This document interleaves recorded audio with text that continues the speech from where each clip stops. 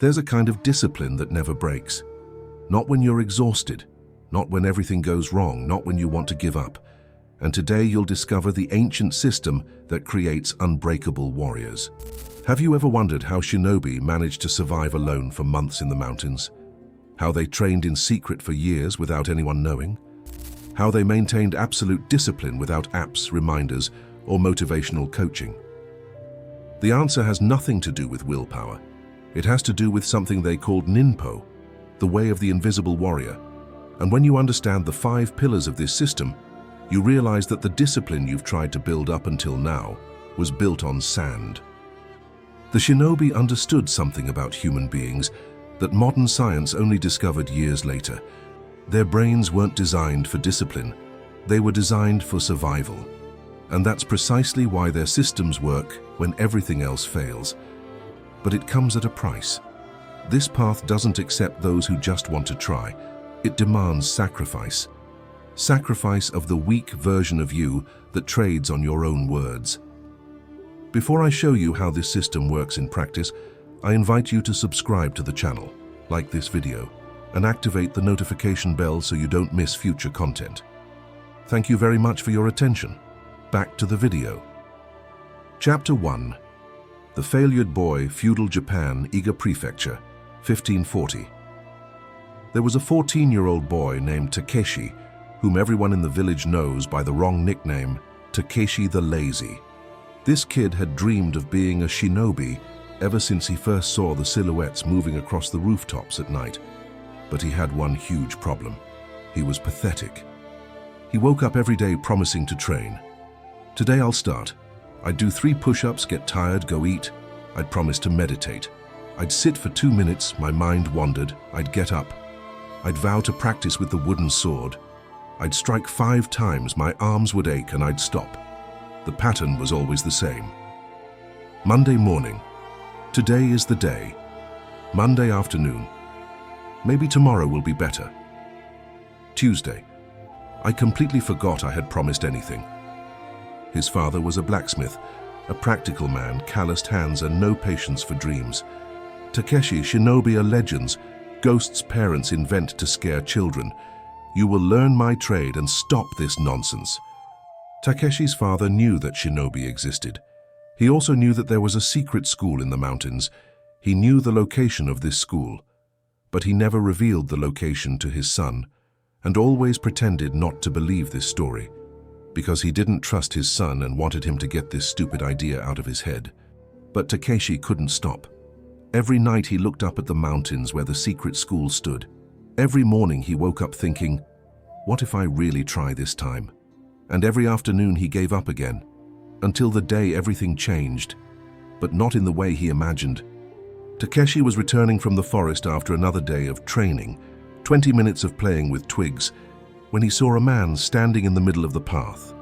An ordinary guy, plain clothes, nothing special, except for his eyes. Those eyes seemed to see right through him. You want to be a shinobi.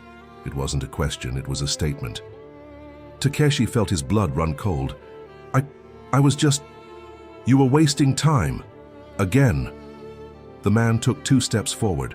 How many times did you promise yourself today would be different? Silence. Because Takeshi knew the answer.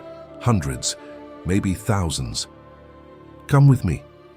The man turned and began walking toward the mountains. If you can keep up with me, I'll show you where the school is. If not, you go home and accept that you'll be a blacksmith for the rest of your life. Takeshi looked up at the mountain. 3 hours of steep climbing. He'd never been able to do anything for 3 hours straight in his entire life. But something about that moment was different. Maybe it was the brutal clarity in the man's voice. Maybe it was the fact that this was probably his only chance. Or maybe it was simply that he was tired of being weak. I go. The first 20 minutes were bearable.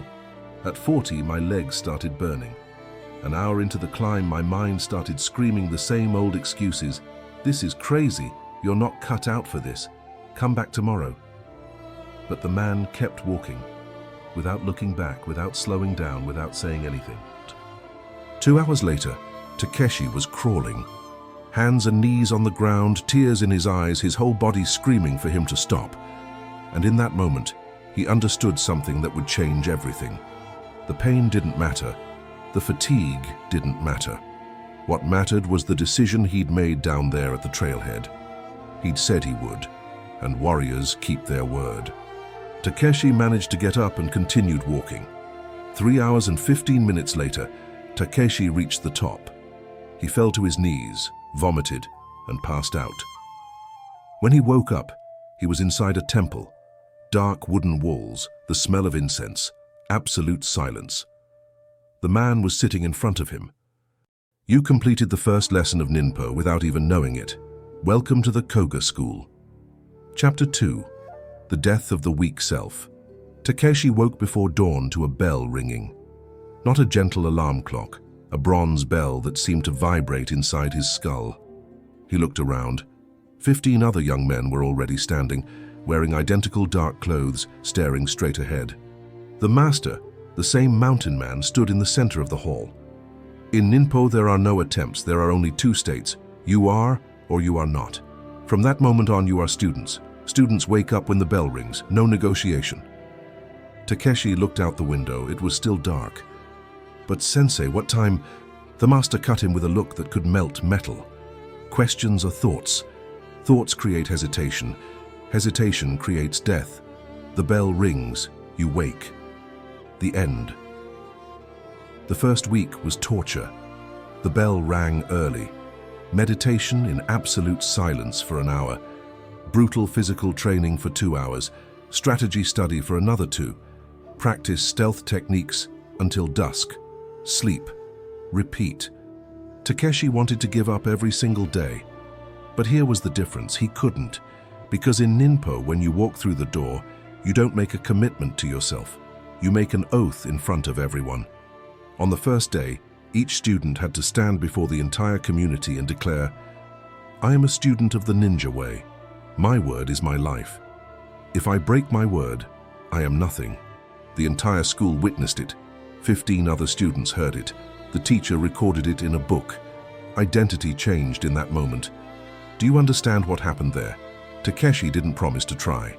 He declared himself, and when your identity changes publicly, your primitive brain interprets failure as social extinction. Our ancestors who lost the trust of their tribe died. They were expelled. They couldn't survive alone. Your brain still works exactly this way. When you declare something publicly or to yourself and fail, an ancient part of your brain interprets it as a threat to survival. Shinobi knew this hundreds of years before neuroscience existed. I'm not saying they understood it scientifically, but I'm saying they understood it philosophically. Their philosophy was, don't break your oath. On the 3rd day, Takeshi woke up with his body wrecked. Every muscle screamed. His mind immediately began, you're hurt. You need rest. One day won't make a difference. He looked around. All the other students were already on their feet. No one was complaining. No one was negotiating, and most importantly, if he stayed down, it wouldn't just be him knowing he'd failed. It would be everyone. The shame of breaking the oath in front of everyone was infinitely stronger than the physical pain. He stood up. 5th night during dinner, one of the students whispered, Man, we can't do this. This pace is going to kill us. The master heard.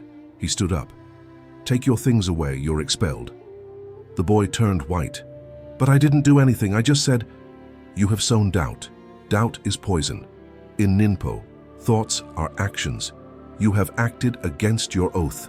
Leave. The student left. He never came back, and no one at the school ever complained again. Because everyone understood, the oath was not decoration. It was the structure that supported everything. But Takeshi soon discovered that the oath only solved half the problem. Because even with the social pressure, even with the fear of expulsion, he was still fighting an internal war every single day. It was then that the master taught the 2nd pillar of Ninpo, the principle of unchanging rhythm. Chapter 3. The rhythm that doesn't break. You know that silent torture that plays out in your head every morning? Should I work out now or after breakfast? Should I wake up at 5 or 6? Should I do it today or tomorrow when I have more energy? You think you're being flexible. In reality, you're wasting mental energy on micro-decisions that weaken you before you even begin. The master called Takeshi after 2 weeks. "You're still hesitating. I see it in your eyes every morning." Takeshi was surprised. "But sensei, I get up every day. I've never failed." Standing up is not enough. You are still deciding whether to stand up. As long as there is decision, there is weakness. We must kill decision. The master explained, "In true Ninpo, time is not variable, it is constant. The bell rings in the morning because the universe needs constants. When you remove time as a variable, you remove negotiation." "Your body is stupid," said the master. "But it's a stupid body that learns patterns. If you wake up at a different time every day, your body never knows what to expect. It fights you every time. But when the time is the same every day, your body starts preparing itself before the bell even rings." Takeshi didn't believe it until the 3rd week. On the 19th, he woke up shortly before the bell. His body had learned to do so. On the 25th, his eyes opened naturally 2 minutes earlier. On the 30th, he was fully awake, feet on the ground, mind clear, before any sound. His body had created an internal clock, not because he was special, because the pattern was unbreakable. But the fixed schedule only resolved when to wake up. Takeshi discovered a new battlefield, what to do during training. Some days he wanted to focus more on strength, others on speed. Sometimes he felt inspired to go rock climbing. Other times he wanted to work on sword techniques. His mind had found a new opening for negotiation.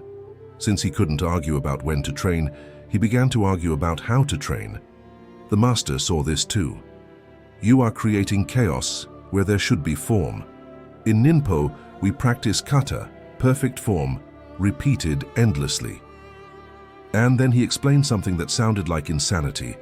For 100 days, you will do exactly the same training sequence. Same movements, same order, same number of repetitions. No variation, 0. Takeshi was confused. "But sensei, won't I get bored? Won't I stop evolving?"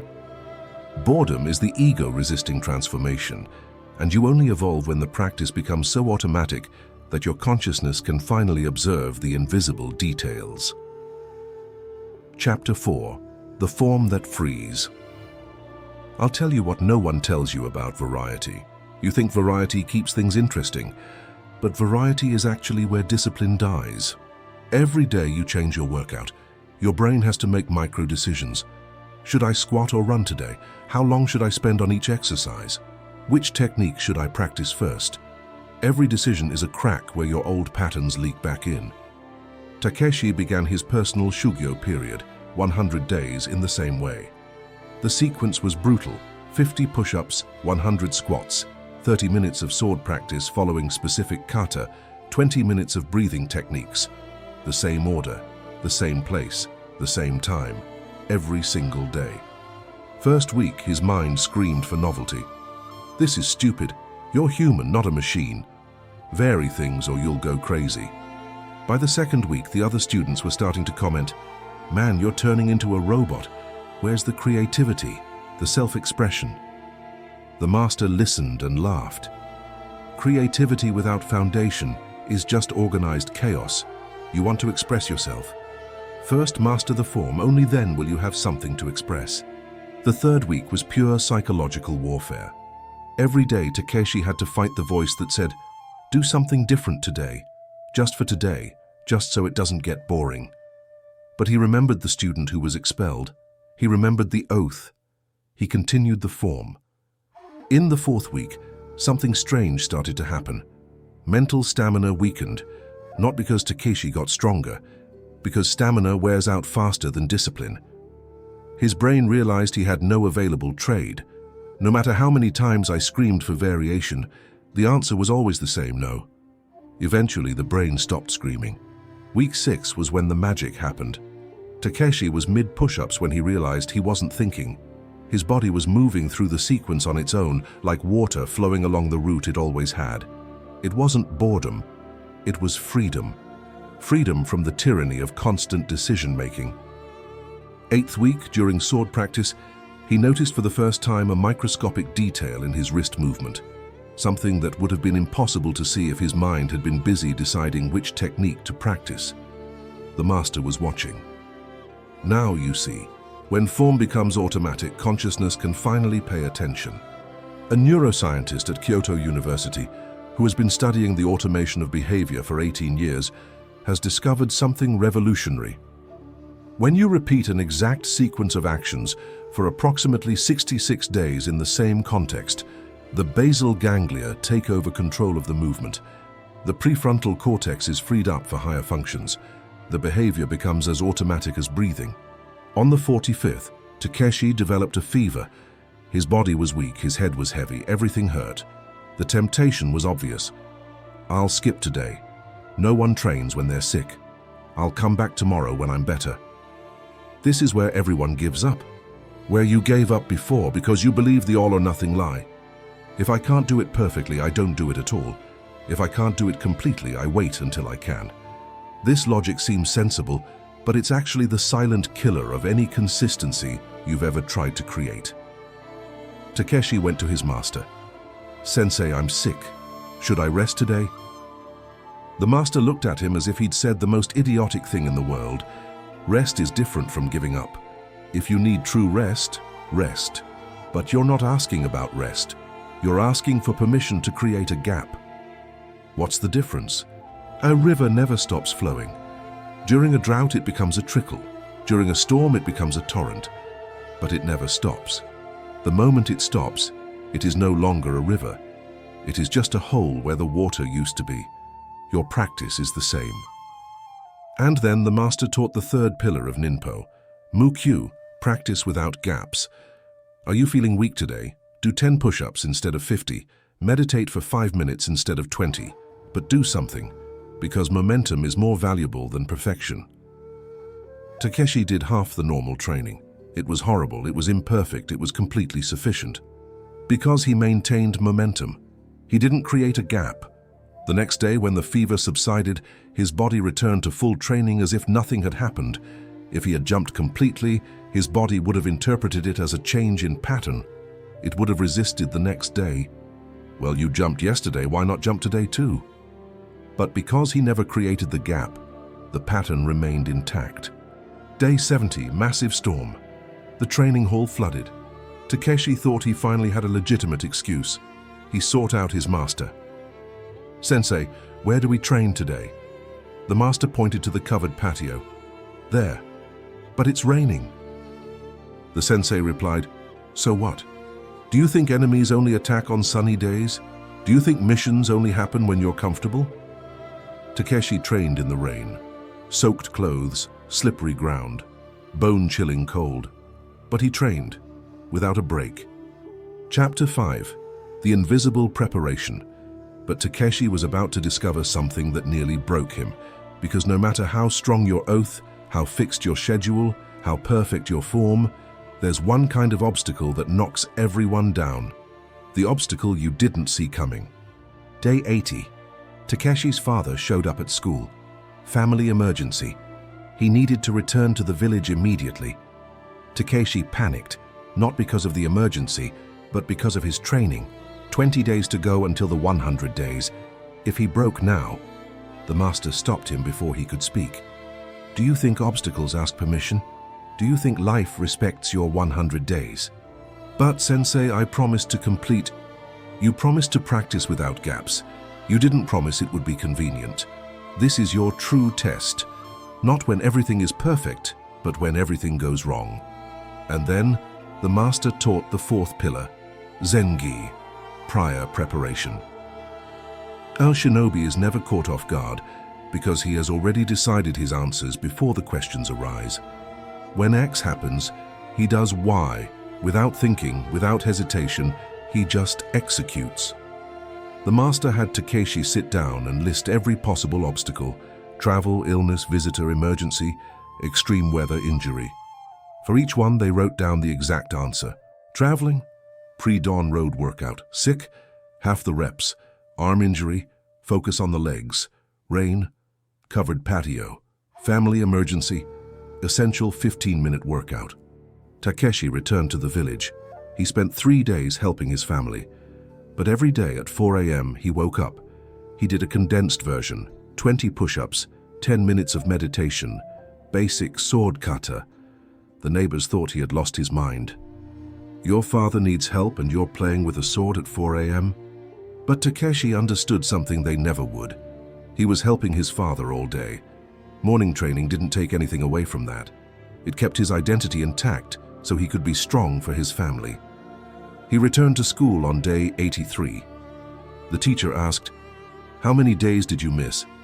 "None, sensei." The master smiled for the first time. "Now you're beginning to understand." A behavioral psychologist at the University of Tokyo who has been studying decision-making for 22 years found, when you pre-decide your actions, you remove decision fatigue from the critical moment. Your prefrontal cortex, responsible for willpower, remains intact to execute rather than decide. This can increase your success rate by up to 300%. Day 95. 5 days to go until the 100 days of Shugyo. Takeshi was different. Everyone at school noticed. He didn't talk about training.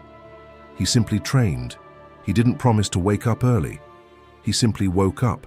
He didn't need motivation. The practice happened on its own. The other students began to whisper, "How does he do it? How does he never fail?" One of the older students replied, "He doesn't, he is." Day 100 arrived. Takeshi completed the sequence for the 100th consecutive time. No flaws, no gaps, no exceptions. The bell rang, marking the end of the Shugyo. He expected to feel relief. He expected to want to celebrate. But he felt only silence. A deep, strange silence. The master called him. "How do you feel?" "Empty, sensei, but not in a bad way. Like something heavy has been lifted off." What came out was the version of you that needed to decide. Now you have reached the 5th pillar of Ninpo, Mushin, the mindless mind. Chapter 6. The mind that doesn't hesitate. Mushin means no mind, the master explained, but it doesn't mean stupidity. It means no ego, no hesitation, no inner conflict between what you should do and what you want to do. When a samurai attacks you with a sword, you don't have time to think, "Should I dodge or block?" If you think, you die. The response must be automatic, instantaneous, without the interference of the hesitating ego. This is what you built in those 100 days. Not just a workout habit. You killed the part of you that negotiates with yourself. Takeshi understood. In the past 30 days, he hadn't had a single thought about trading. No, what if I jumped today? No, maybe tomorrow would be better. The practice simply happened, like a heart beating, like lungs breathing. The master continued, "Now comes the real test. Your 100 days are over. The fixed form is over. The question is, will you return to who you were, or have you become something different?" Takeshi didn't need to think. "I'll continue." "Why?" "Because I'm no longer someone who trains. I'm someone who is." The master nodded. "Welcome to true Ninpo." 3 months later, Takeshi was no longer a student. He was a shinobi.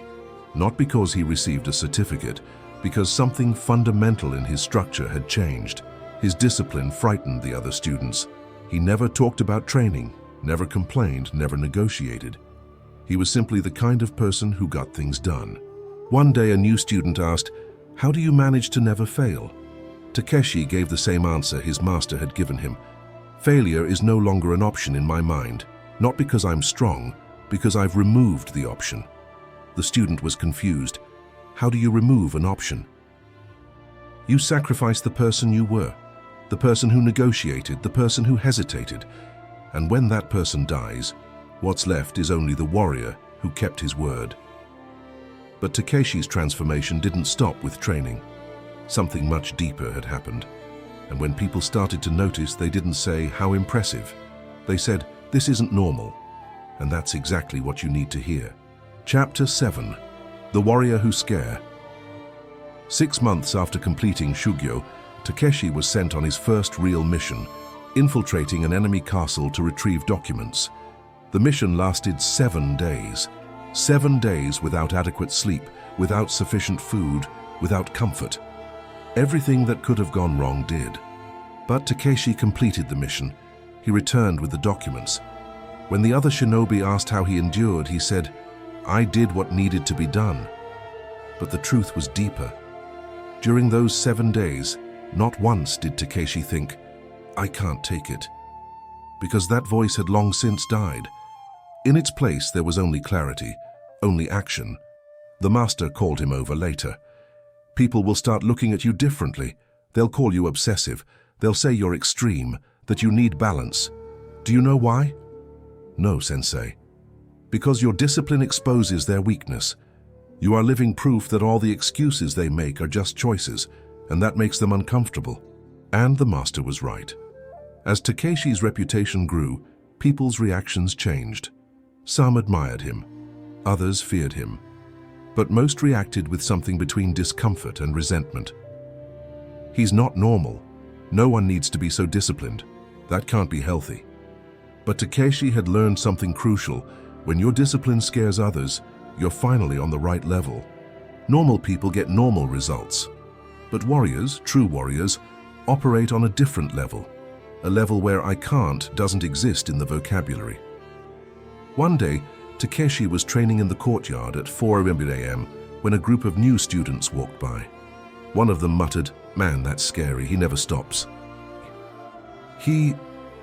Takeshi listened and smiled, because he remembered the boy he was 5 years ago, the boy who couldn't do 3 push-ups, the boy everyone called lazy. That boy was no more, and in his place was a warrior. Ninpo doesn't make you a better person, it makes you a different person. A person others will look at and think, "That's not human." And when you hear those words, you know you've finally killed the weak version of yourself. Because you see, the system isn't complicated. It has 5 pillars. First, Ketsui, the public oath. You stop making private promises that no one knows about and start making public declarations that change your identity. Not, "I will try," but "I am." Second, the unchanging rhythm. You choose a fixed schedule and remove time as a variable. Your body learns the pattern. The negotiation about when disappears. Third, kata, the perfect form. You do exactly the same thing every day for at least 100 days. No variation, no creativity, just repetition until the practice becomes automatic.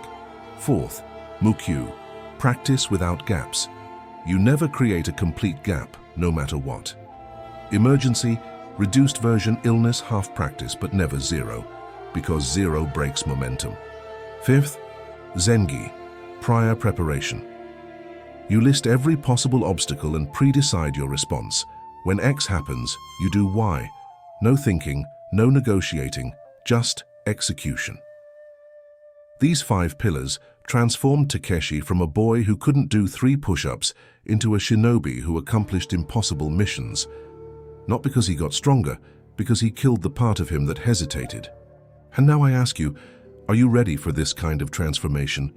Because I'm not going to lie to you, this path isn't comfortable. It's not easy.